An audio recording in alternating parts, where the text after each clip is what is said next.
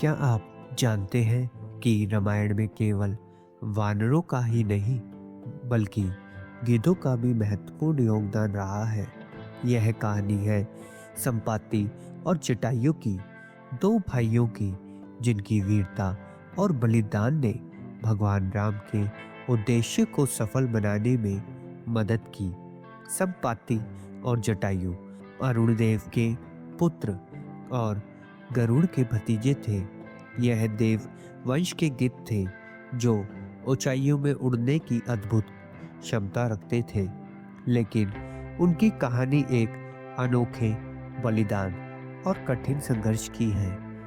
एक दिन सूर्य देव को करीब से देखने की लालसा में दोनों भाई ऊंचा और ऊंचा उड़ने लगे, परंतु सूर्य की प्रचंड किरणों ने उनके पंख चलाने शुरू कर दिए। जटायु को बचने के लिए संपाति ने अपने पंख फैला दिए और अपने भाई को ढक लिया।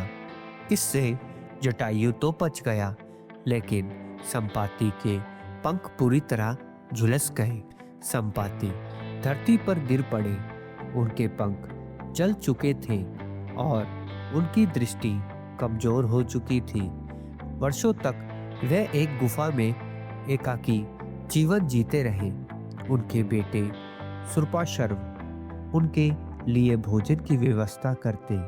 एक दिन संपाति ऋषि चंद्रमा के पास पहुंचे और अपनी स्थिति का समाधान पूछा।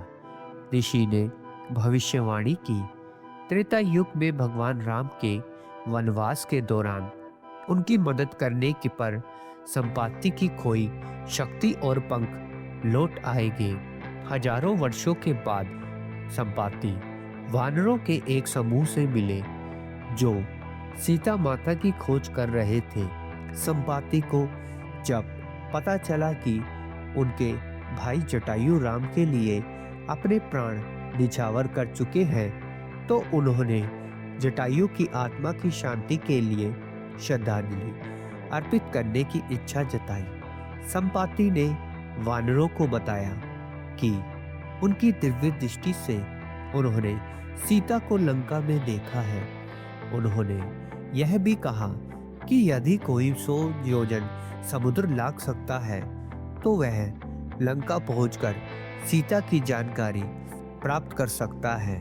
संपाति की इस महत्वपूर्ण मार्गदर्शन के बाद उन्होंने अपना खोया हुआ स्वास्थ्य और पंख वापस पा लिए और उड़ान भरकर अपनी स्वतंत्रता को पुनः प्राप्त किया। संपाति और जटायु ने संघर्ष और बलिदान से भगवान राम के उद्देश्यों को सफल बनाने में महत्वपूर्ण भूमिका निभाई।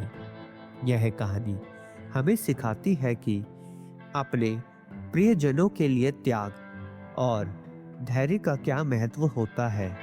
तो दोस्तों, अगर आपको यह कहानी पसंद आई तो इसे लाइक करें, चैनल को सब्सक्राइब करें और अपने दोस्तों के साथ साझा करें। धन्यवाद।